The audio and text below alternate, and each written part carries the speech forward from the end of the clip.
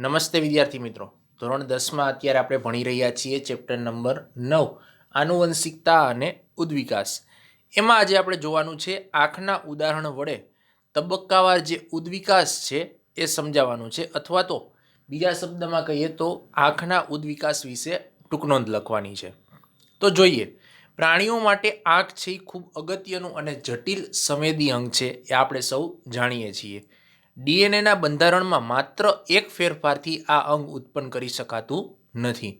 માનવ અથવા તો કોઈ પણ પ્રાણીઓ, આ કોઈ પણ સજીવો માટે આંખ એક ખૂબ જ અગત્યનું એક અંગ છે કે જે સંવેદનાઓ માટે જાણીતું છે, અને ડીએનએના બંધારણમાં એકમાત્ર ફેરફારથી આ અંગ છે એ ઉત્પન્ન કરી શકાતું નથી. આવા જટિલ અંગનો વિકાસ ક્રમિક રીતે ઘણી પેઢીઓમાં તબક્કાવાર થયો છે. સૌ પ્રથમ આંખ જલીય ચપટાકૃમિ એટલે કે પ્લેનેરિયમમાં અત્યંત સરળ ચક્ષબિંદુ એટલે કે નેત્રબિંદુ સ્વરૂપે ઉદ્વિકાસ પામી હતી. તે પ્રકાશને ઓળખી શકે. ચપટાકૃમિમાં બિંદુ સ્વરૂપી આ રચના પ્રાણીને જીવિતતા માટે અનુકૂલન આપે છે.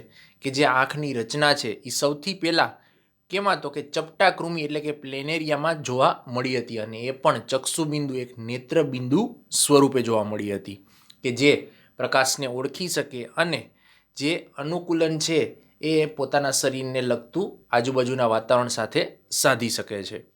કીટકો, ઓક્ટોપસ, અન્ય અપૃષ્ઠવંશીઓ અને મનુષ્ય સહિત બધા પૃષ્ઠવંશીઓમાં આંખની રચના છે એ ભિન્ન હોય છે અને સ્વતંત્ર ઉદ્વિકાસીય ઉત્પત્તિ છે એ ધરાવે છે. કોઈ પણ કીટકો લઈ લ્યો, ઓક્ટોપસ લઈ લ્યો, કે કોઈ પણ સજીવો તમે લઈ લ્યો, આ બધામાં જે આંખની રચના છે એ અલગ અલગ પ્રકારની હોય છે, એક સરખી હોતી નથી. આંખો અનુકૂલનને અનુરૂપ વિકાસ છે એ દર્શાવે છે. કેવા પ્રકારનું અનુકૂલન મળે છે એના અનુસાર આંખનો વિકાસ છે એ થયેલો જોવા મળે છે. ઉચ્ચ પ્રાણીઓમાં આંખની જટિલ રચના ઘણી પેઢીઓમાં તબક્કાવાર વિકાસના પરિણામે ઉત્પન્ન થઈ છે. કે જે ઉચ્ચ કક્ષાના પ્રાણીઓ છે એમાં જે આંખનો વિકાસ છે એ ઘણી બધી પેઢીઓમાં તબક્કાવાર વિકાસ થયો છે, જેના પરિણામે આ આંખ છે બની છે. તો આ વાત થઈ આંખનો ઉદ્વિકાસ કેવી રીતના થયો એની.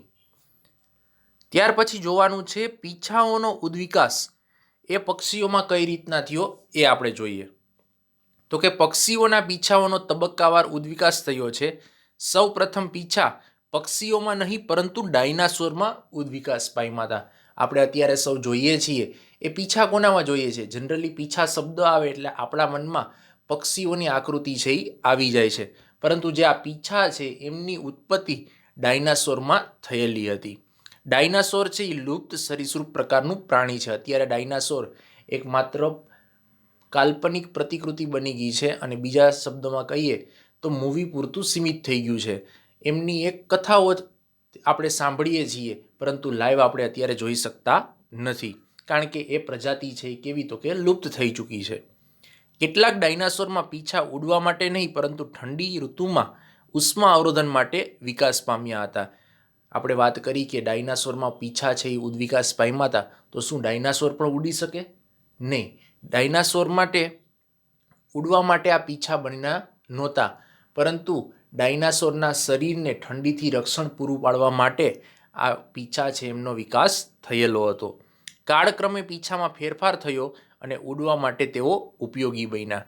કે જે આ પીછા એમને આપવામાં આવ્યા હતા એ પીછા ઠંડીથી રક્ષણ માટે તો પહેલાં હતા જ, એના પછી એમાં થોડો ઉદ્વિકાસ થતો ગયો અને એ પીછા છે એ કેમાં તો કે ઉડવા માટે ઉપયોગી બન્યા. પક્ષીઓ પછીથી પીછા ધરાવતી પાંખો ઉડવા માટે અનુકૂલન પામી. પક્ષીઓમાં પીછાની હાજરી સૂચવે છે કે પક્ષીઓ અને સરીસૃપ નજીકના સંબંધિત સમૂહ છે. ડાયનાસોર છે એ સરીસૃપ પ્રકારનું પ્રાણી સમુદાય છે અને પક્ષી છે એ વિહંગ પ્રકારનું છે. તો આ બંનેમાં ક્યાંક ને ક્યાંક સામ્યતા છે પાંખોને લઈને, એટલે આ બંને સમુદાય જે છે એ ક્યાંક નજીકનો સંબંધ ધરાવતા હોવા જોઈએ. ડાયનાસોર સરીસૃપ હતા અને ડાયનાસોર છે એ પીછા ધરાવતા હતા, જે પછીથી પક્ષીઓમાં ઉડવા માટે મદદરૂપ બન્યા. આમ પીછા ધરાવતા કેટલાક ડાયનાસોરથી ઉડવા માટે પક્ષીઓમાં પીછાનો ઉદ્વિકાસ છે એ થયો છે. કે જે કાંઈ પીછા ધરાવતા કેટલાક ડાયનાસોર છે એનાથી ઉડવા માટે પક્ષીઓમાં જે પાંખો આવી અને એ ઉડી અને પોતાની જાતને બચાવી શકતા હતા. તો આ વાત થઈ પીછાઓનો ઉદ્વિકાસ વિશે.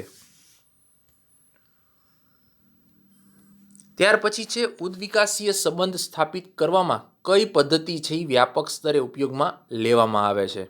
તો કે ઉદ્વિકાસીય સંબંધ શોધવાની પદ્ધતિનો આધાર પ્રજનન દરમિયાન જે ડીએનએ છે એમાં જે ફેરફાર થયેલો છે એમના ઉપર ખાસ આધારિત હોય છે. ડીએનએમાં થતા ફેરફાર ઉદ્વિકાસ માટે આધારભૂત ઘટના છે. વિવિધ જાતિઓના ડીએનએની સંરચનાની તુલના દ્વારા નક્કી કરી શકાય છે કે આ જાતિઓનો ઉદ્ભવ દરમિયાન ડીએનએમાં ક્યાં અને કેટલા પરિવર્તનો થયા છે.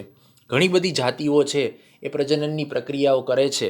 એ દરમિયાન જે ડીએનએ છે એમની સંરચનાની જો તુલના કરવામાં આવે, કમ્પેરિઝન કરવામાં આવે, તો આપણે જાણી શકીએ છીએ કે ક્યાં પરિવર્તનો થયા અને કેટલી જગ્યાએ થયા.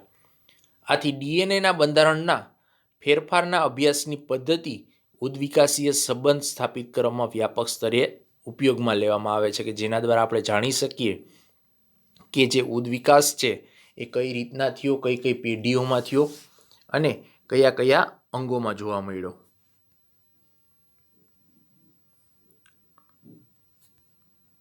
ત્યાર પછી છે કૃત્રિમ પસંદગીના ઉપયોગથી જંગલી કોબીજમાં ઉદ્વિકાસ છે એ સમજાવવાનો છે, અથવા તો ખેડૂતોએ કોબીજની જંગલી જાતમાંથી કેવી રીતે નવી ઘણી બધી જાતો છે એ વિકસાવી છે એ આપણે તબક્કાવાર જોઈએ. તો કે ઘણી વિભિન્ન દેખાતી રચનાઓની ઉત્પત્તિ સામાન્ય રીતના પૂર્વજમાંથી થઈ હોય છે. એ ઘણી બધી જે કંઈ પણ ઉત્પત્તિ છે એ પૂર્વજોમાંથી થયેલી હોય છે. એમાં ઉદ્વિકાસ થતો જાય ધીમે ધીમે અને એની નવી જાતો છે એ ડેવલપ થતી જાય છે. કૃત્રિમ પસંદગી દ્વારા જંગલી કોબીજમાંથી ઉદ્વિકાસની પ્રક્રિયાથી ભિન્ન દેખાતી વનસ્પતિઓનો ઉછેર કરવામાં આવ્યો છે.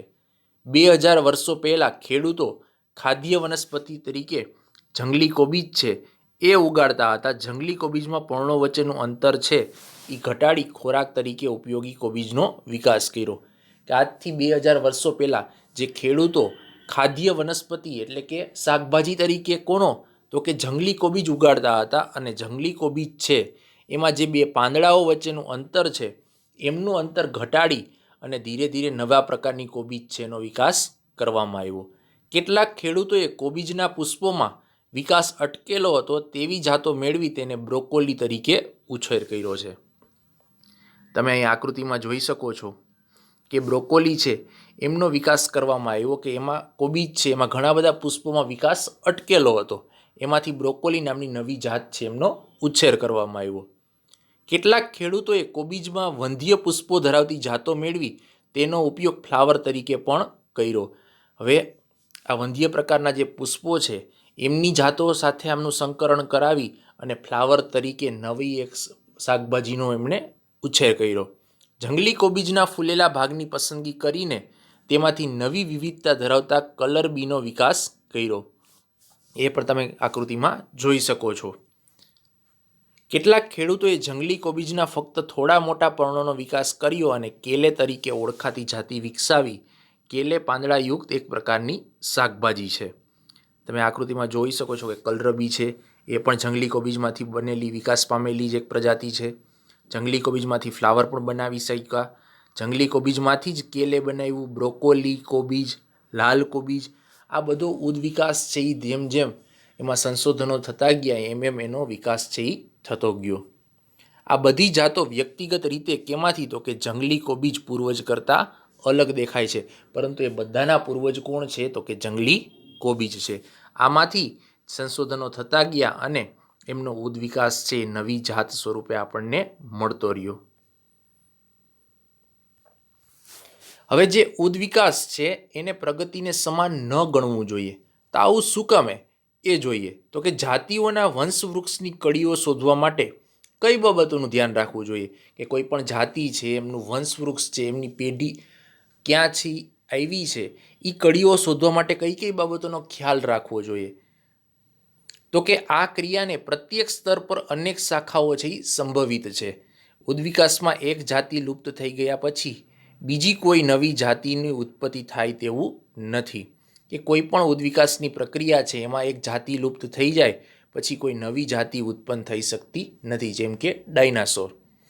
નવી જાતિના ઉદ્વિકાસ માટે અગાઉની જાતિનું દૂર થવું જરૂરી નથી. આ બધું કેના ઉપર? તો કે પર્યાવરણ ઉપર નિર્ભર રહે છે.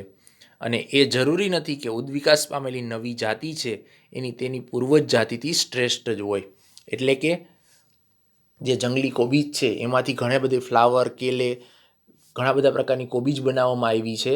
તો એ જંગલી કોબીજમાંથી આ બધું જે કાંઈ બન્યું છે એ પોતાના પૂર્વજ એટલે કે જંગલી કોબીજ કરતાં સારા જ હોય એવું જરૂરી નથી.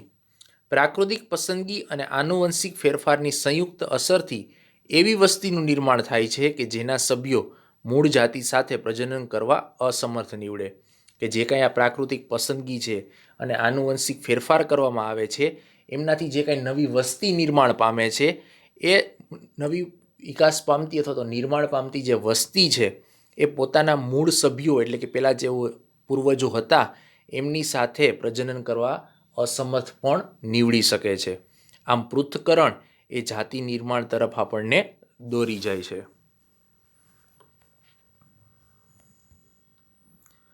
ત્યાર પછી છે જૈવ ઉદ્વિકાસનો સિદ્ધાંત જે છે એ સમજાવવાનો છે. તો કે ઉદ્વિકાસ વિવિધતાઓ સર્જે છે અને પ્રાકૃતિક પસંદગી તેના આધારે આકાર છે એ આપે છે. જૈવ ઉદ્વિકાસમાં સમયની સાથે સાથે શારીરિક બંધારણમાં વધુને વધુ જટિલતા એ પ્રગતિની પ્રવૃત્તિ જોવા મળે છે. પરંતુ તેનો અર્થ એવો નથી કે આદિ શરીર રચના છે એ કાર્યક્ષમ ન હતી.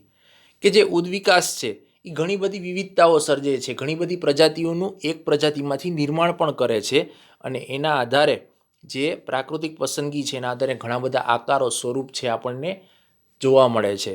જૈવ વિકાસમાં જે સમયની સાથે સાથે શારીરિક બંધારણમાં વધુને વધુ જટિલતા અથવા તો પ્રગતિ જોવા મળે છે એનો અર્થ એવો નથી કે પહેલાંની જે પેઢી હતી એ કોઈ પણ કાર્ય કરવા માટે સક્ષમ ન હતી. ખૂબ જ આદિ અને સરળ શરીર બંધારણ અત્યારે પણ જીવિત અસ્તિત્વ ધરાવે છે. ઘણી બધી એવી જાતિઓ છે કે જેમનો ઉદ્વિકાસ નથી થયો. તો આવી જે જાતિઓ છે એ ખૂબ જ જૂની છે, સરળ છે, જટિલ નથી એટલું બધું, એમ છતાં પણ એમના જે સમુદાય છે જીવિત અસ્તિત્વ અત્યારે પણ ધરાવે છે. એમનું ઉદાહરણ જોઈએ તો કે સરળતમ રચના ધરાવતા જીવાણુ એટલે કે બેક્ટેરિયાનો એક સમૂહ ગરમ પાણીના ઝરા, ઊંડા સમુદ્રના ગરમ સ્ત્રોત તથા એન્ટાર્કટિકાના બરફ જેવા પ્રતિકૂળ પર્યાવરણમાં પણ મળી આવે છે. જે જીવાણુ બેક્ટેરિયાની આપણે વાત કરીએ તો એ ગરમ પાણીના ઝરામાં પણ આપણને જોવા મળે છે, ઊંડા સમુદ્રના ગરમ સ્ત્રોતમાં પણ જોવા મળે છે, એન્ટાર્કટિકાનો બરફ હોય ત્યાં પણ જોવા મળે છે. આમ એ ખૂબ જ જૂના છે, સરળ એમની શરીર રચના છે, નથી એમનો ઉદ્વિકાસ થયો, એમ છતાં પણ એમનું અસ્તિત્વ છે આજે પણ આપણે જોઈ શકીએ છીએ. મનુષ્ય જૈવ ઉદ્વિકાસના શિખર પર નથી, પરંતુ જૈવ ઉદ્વિકાસ શૃંખલામાં ઉત્પન્ન થયેલી એક અન્ય જાતિ છે. આપણી મનુષ્યની જાતિની જો વાત કરવામાં આવે તો કે સર્વશ્રેષ્ઠ માનવ ઉદ્વિકાસ પામી જ ગયો છે એવું નથી, પરંતુ જે ઉદ્વિકાસની પ્રક્રિયા હતી એમાંથી ઉત્પન્ન થયેલું એક જાતિ છે.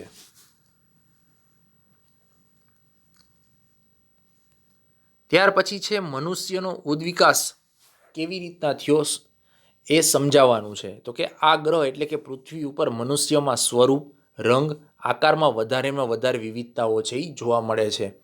આપણે જાણીએ છીએ કે ઘણા બધા જે લોકો છે એ બધાથી અલગ પડતા હોય છે. મોસ્ટ ઓફ લોકોમાં થોડો ઘણો દેખાવનો ક્યાંક મેચિંગ થાય છે, પણ બીજો કોઈ પણ પ્રકારના મેચિંગ જોવા મળતા નથી. આમ ઘણા બધા મનુષ્યના સ્વરૂપ, રંગ અને આકાર છે આપણે દરરોજને દરરોજ જોઈએ છીએ. લાંબા સમય સુધી મનુષ્યના આ સ્વરૂપોને મનુષ્યની પ્રજાતિઓ તરીકે ગણવામાં આવતી હતી. આ માન્યતાનો આધાર મુખ્યત્વે ચામડીનો રંગ પીળો, કાળો, સફેદ કે બદામી વગેરે હતો. કે જે પ્રજાતિ તરીકે આપણે ગણતા હતા, એક પ્રજાતિનો ભાગ આપણે કેવી રીતના પાડ્યા હતા? તો કે ચામડીના રંગ ઉપરથી પાડ્યા હતા. પીળી ચામડી, કાળી ચામડી, સફેદ કે બદામી ચામડી ઉપરથી મનુષ્યની અલગ અલગ પ્રજાતિ છે એ નક્કી કરેલી હતી. છેલ્લા કેટલાક વર્ષોમાં એ બાબત સ્પષ્ટ થઈ ગઈ છે કે રંગ આધારિત આવી પ્રજાતિઓ માટે કોઈ જેવ આધાર નથી. બધા મનુષ્યો એક જ પ્રજાતિ અને જાતિના સભ્યો છે. કે રંગને આધારે આપણે મનુષ્યને જાતિઓમાં વિભાજિત ન કરી શકીએ. જે કાંઈ મનુષ્ય છે ભલે એમના રંગ જુદા જુદા હોય, પણ આ બધા એક જ છે અને એક જ જાતિના સભ્યો છે. માનવ જાતિ એટલે કે હોમો સેપિયન્સના સૌપ્રથમ સભ્યો છે એ ક્યાં? તો કે આફ્રિકામાં શોધાયા છે. આપણી જનીનિક છાપ એટલે કે પગલાંને આફ્રિકન મૂળમાંથી શોધી શકાય છે. સેંકડો હજારો વર્ષો અગાઉ માનવીના કેટલાક પૂર્વજો આફ્રિકામાં જ રહ્યા અને કેટલાકે આફ્રિકા છોડી ધીમે ધીમે પશ્ચિમ એશિયા, મધ્ય એશિયા, દક્ષિણ એશિયા, યુરેશિયા આ બધી જગ્યાઓએ સ્થળાંતર કર્યું હતું. પણ સૌથી પહેલાં જે માનવનું અસ્તિત્વ જોવા મળ્યું એ ક્યાં? તો કે આફ્રિકામાં જોવા મળેલું હતું અને સમયાંતરે ત્યાંથી સ્થળાંતર થતા રહ્યા. કેટલાક ઇન્ડોનેશિયાના ટાપુ અને ફિલિપાઇન્સથી ઓસ્ટ્રેલિયા સુધીની પણ મુસાફરી કરી. તેઓ બેરિંગ લેન્ડ પુલને પસાર કરી અને અમેરિકામાં પહોંચ્યા હતા. આમ પૃથ્વી ઉપર માનવ સમૂહોમાં સ્થળાંતર કરી ફેલાતા રહ્યા, કારણ કે તેઓ માત્ર યાત્રા કરવાના હેતુથી મુસાફરી ન કરતા હતા. તેઓને એક જ માર્ગની પસંદગી કરવાની પણ ન હતી. આ મનુષ્ય છે એ એક જગ્યાએથી અન્ય જગ્યાએ સતત ને સતત સ્થળાંતર કરતો રહ્યો. ભિન્ન સમૂહોમાં આગળ પાછળ થતાં કેટલીક વાર સમૂહો નાશ પણ પામતા, કેટલીક વાર એકબીજાથી છૂટા પડ્યા અને પાછા આવી એકબીજા સાથે ભળી ગયા અને કેટલાક પૂર્વજો આફ્રિકાની બહાર અને અંદર પણ સ્થળાંતર કરતા રહ્યા. આમ અન્ય જીવંત સજીવોની જાતિઓની જેમ મનુષ્યની ઉત્પત્તિ છે એ જૈવ ઉદ્વિકાસના આકસ્મિક ઘટના છે કે જે કાંઈ આફ્રિકામાં પૂર્વજો હતા એ ઘણા ત્યાંથી સ્થળાંતર થઈ ગયા, વળી પાછા એમાંથી અમુક જાતિઓ છે એ નાશ પામી. જે સ્થળાંતર કર્યા હતા એ મનુષ્યો ફરી પાછા આફ્રિકા આવી અને નવી જાતિઓ છે એમનું નિર્માણ થયું. આમ સતત ને સતત જે જૈવ વિકાસની ઘટના છે એ ચાલતી રહી અને આખી આપણી આ સૃષ્ટિ છે એમનું નિર્માણ થતું રહ્યું. તમે આકૃતિમાં જોઈ શકો છો કે પહેલાં માણસ આપણે કહીએ છીએ કે વાંદરા આપણા પૂર્વજો છે એ વાંદરાઓ છે, એમને પૂંછડી હતી તો અત્યારે આપણે પૂંછડી નથી. તો આકૃતિમાં એ જ સ્પષ્ટ થાય છે કે પહેલાં આપણી આદિ માનવ હતો, જંગલમાં રહેતો હતો માણસ, ત્યારે એમની શરીર રચના, એમનું અનુકૂલન વાતાવરણ સાથે એવું હતું કે એમની શરીર રચના પણ જંગલના પ્રાણીઓ જેવી હતી. ધીરે ધીરે એમાં ઉદ્વિકાસ થતો ગયો, ઉત્ક્રાંતિ આવતી ગઈ અને અત્યારે જે આપણે મનુષ્ય તરીકે જીવન જીવીએ છીએ એ આપણા વાતાવરણને અનુકૂલિત રહીને જીવન જીવીએ છીએ. તો આ વાત થઈ ચેપ્ટર નંબર 9, આનુવંશિકતા અને ઉદ્વિકાસ. નેક્સ્ટ લેક્ચરમાં આપણે વધારે નવા ચેપ્ટર જોશું. Thank you.